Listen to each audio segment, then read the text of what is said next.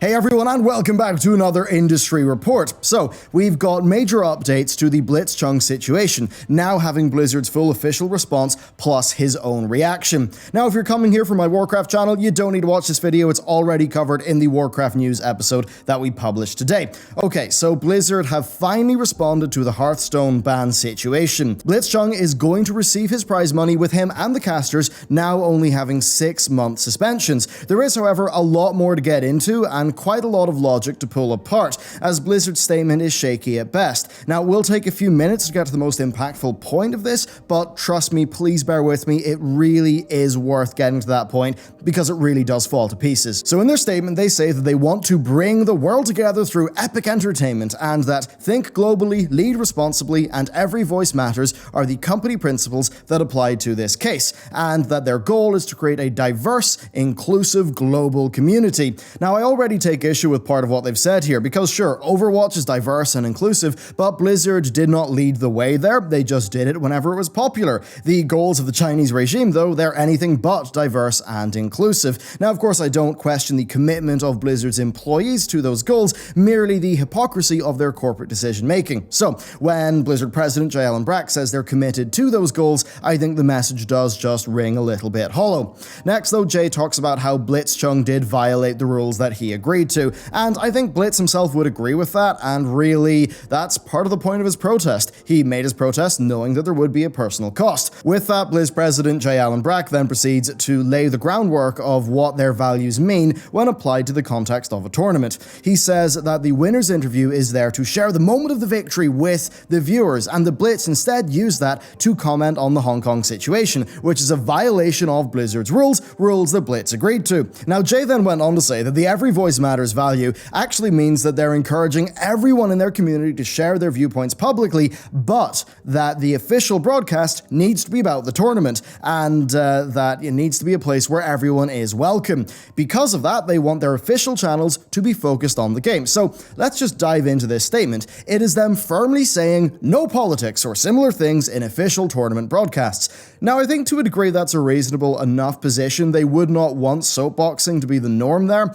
because I think it likely would lead to maybe a worse viewer experience, but I think really all rules are violated, and each individual needs to make a bit of a determination there themselves. And I think it's interesting because there's a sound position here where you can, I think, agree with the rules as they are, but also agree that sometimes there are circumstances where it makes sense to break a rule. I think that's actually the case for many rules. 95% of the time the rule makes sense, but there might be an edge case where it's worth breaking the rule. Now, of course, it's funny them saying that, given the highly rule-oriented, strictly punished society that ruler for life Winnie the Pooh wants to create. Jay then went on to talk about the role of the shoutcasters, saying that their job is to elevate watchability and to keep the viewing experience being focused on the tournament.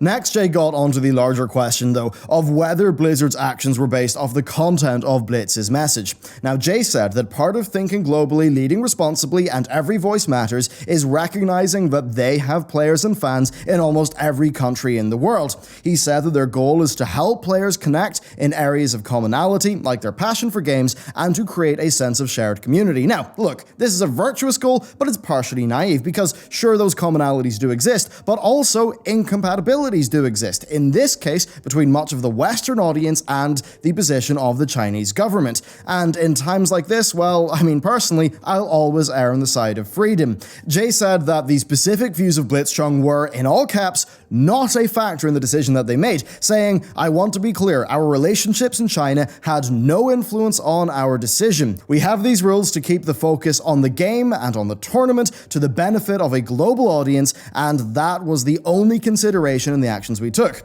Okay, he said that. Do we believe him? Honestly, I find it hard to. So let's say maybe an Eastern European player comes out against the treatment of homosexual people in Russia. Would Blizzard really strip their winnings and ban them, as was their initial response? Or if somebody, say, wore a pride pin? If this policy was to be applied equally, then the punishments would have to be similar. So I'd ask Blizzard this: if a player issued a pro-LGBT statement, a pro-climate change statement, or an anti-gun statement, would you have done the same thing? Especially if it were done in a Western venue.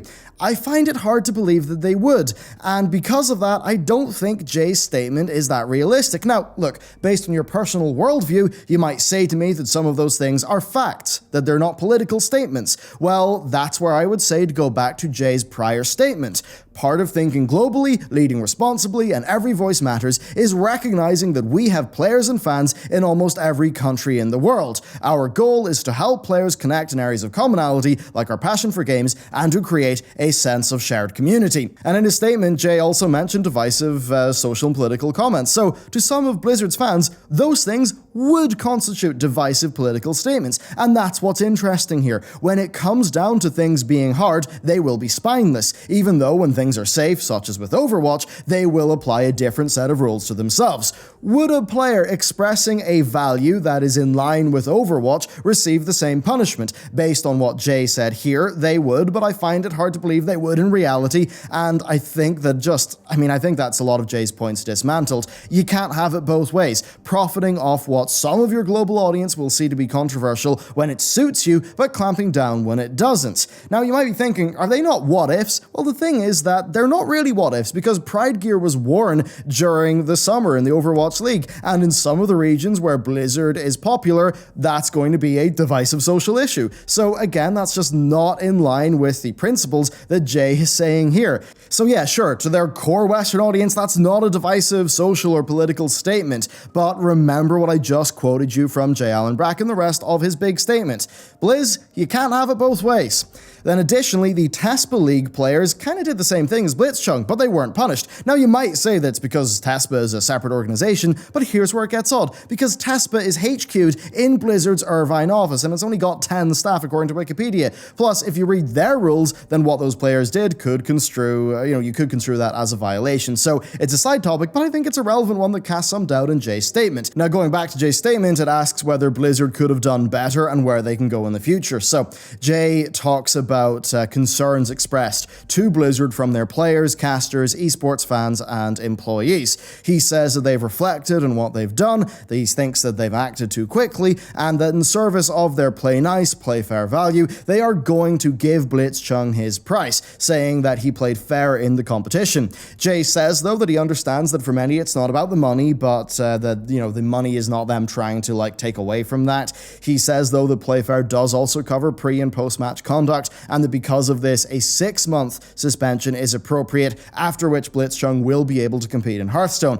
Now, Jay did leave out that Blitz is still actually going to be in the Grandmasters. This was confirmed via a Blizzard employee in Discord, according to Slasher, so he will be able to compete in the 2020 season. Then on the topic of the casters, they believe that they did fail to keep the event focused, and that they will be receiving a 6-month suspension, which of course is not what was said in Blizzard's Chinese statement. But anyway, Jay then ends by saying that they are going to continue to enforce tournament rules to ensure that their broadcasts are focused on the game and don't become a platform for divisive social or political views. Now, of course, as I stated earlier, there's a lot of inherent contradictions and hypocrisy there, which, I'm not going to repeat again, I've already said that. Now, as for those things being rules, it does make sense that if you want to throw on a tournament, then you want the tournament to be the focus, so I can understand what Blizzard want to do there, and I think that's fair enough. I think from an individual's perspective, though, yeah, there can be times where you see a rule and you think, well, you know what, I believe in what I'm doing so much that I'm going to violate that rule, and I know I'm going to get some punishment. So, there, I think that can make sense. It's just on a personal, individual basis, and I don't think that Blizzard should necessarily change their rules, but equally, if somebody does decide to break those rules, I'm going to think, well, good on you, you believe in your cause, and fair enough. Now next though, we've got Blitzchung's response. So he says that he thinks 6 months is too long and he wishes that Blizzard would reconsider the penalty issued to the two casters. He has no idea if he's going to return to Hearthstone and that he will take some time to think about it. He said that in the future he's going to be more careful. Now that's certainly a tame statement given his initial follow-up to the ban, but maybe that's more informed by the knock-on effect that his actions had on the two casters. I imagine that's an externality that he did not really think, he just didn't think they'd get banned, right? Or, a suspension, so maybe he regrets that. But anyway, there you go. That's the core statement. It is worth noting, though, that internally there have been Blizzard protests all week, with Kotaku's sources saying that the internal silence has been deafening, with a planned video address from President J. Allen Brack being delayed. And it's also worth noting the timing here. Blizzard released this at 5:30 Pacific time. That's when most of the EU people are in bed, it's when most of the other coast is winding down, and it's when most organizations that cover news are closed for the weekend. So, delivering controversy late on a Friday evening, that's a classic PR move, and it is what Blizzard chose to do here. Now, part of this is also personally relevant to me. They have applied some of their values in a fair enough way to me in the past. So I, along with Blizzard, created a beginner's guide to World of Warcraft. Now, the way that worked out is they sent a very specific set of goals for each video. I then fulfilled that spec in the video. I delivered my video to them, by an agreed upon date. Now, that series ran for quite a while, and that time intersected with the release months of Battle for Azeroth. That is a time where I cut them to pieces over their decision making. I recommended that people unsubscribed to the game. And I actually received no kickback from Blizzard. Since then, they've sent me press kits, virtual ticket codes to give away, things like that. Now, that said, I don't know if they're ever going to work with me in that capacity again, but it is worth noting that they didn't instantly throw me in the bin. But that said, the work that I do will have easily generated them millions of dollars in revenue over the 6 years that I've been doing it, so yeah, I suppose they do have an incentive to put up with me. Finally, though, it's also worth noting that J. Allen Brack did not comment on the Hearthstone CN post and Weibo. And that's telling, because that adds so many more grains of salt to their Western response. At the end of the day, that Chinese post did talk about, upholding the honor of the country. It did talk about the severity of the bans. It was very bombastic. Now, you could say, maybe it was NetEase that issued that statement, maybe it was Blizzard, but ultimately, it wasn't the official Hearthstone page.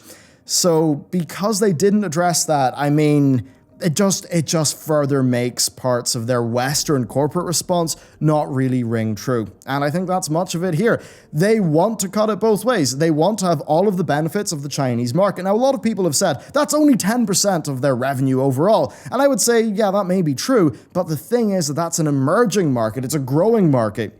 Give that 5 years, give that 10 years, and it will be, by all of the demographics that we've seen, the largest PC and mobile audience in the world. And because of that, Blizzard, it will be seen that if they lose their slice of the pie there now, that it will be losing billions upon billions of future revenue.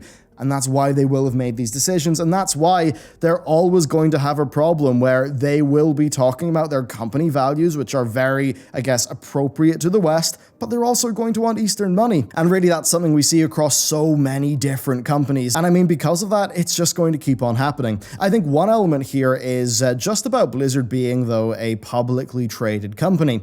Now, because of that, if they make a move that's going to be seen to be a long-term financial hit, their stock price will plummet. And that's always going to be something that will just, it will basically throw their values out the window, because it's all about maintaining their stock value. Now, here's the thing, and a very interesting point of contrast. So Tencent own 48% of Epic, with Tim owning the rest and being the majority shareholder, and that seemingly has allowed him to just issue a big public statement that will have probably pissed off Tencent. But here's the deal. Look at League of Legends, right? Over there, Tencent owns 100% of Riot. What did you see from Riot's response? Well, you saw, no politics in our video games, please. No statements. We want this to be a squeaky clean, profitable league. That's basically the TLDR of their statement in response to the Blizzard situation. So I think that shows that with private ownership, it really does depend on the individual who has the controlling share. And if you look at, say, Riot being 100% owned, then you really see the Chinese line come through. And if you look at the Blizzard situation, well, them being publicly traded also changes their incentives towards just wanting the best of both and the most profitable thing they could possibly do, which basically means, hey, principals, in the bin with you, we need some more money. And that's pretty much what's going on there. So with that, thank you for watching this video. I'd love to know what you think on really the wide-ranging topics that we've covered here, especially, I think, the internal hypocrisy of Blizzard and the playing both sides to get as much money as they possibly can. But anyway, thank you very much for watching this video, and with that, I will see you next time.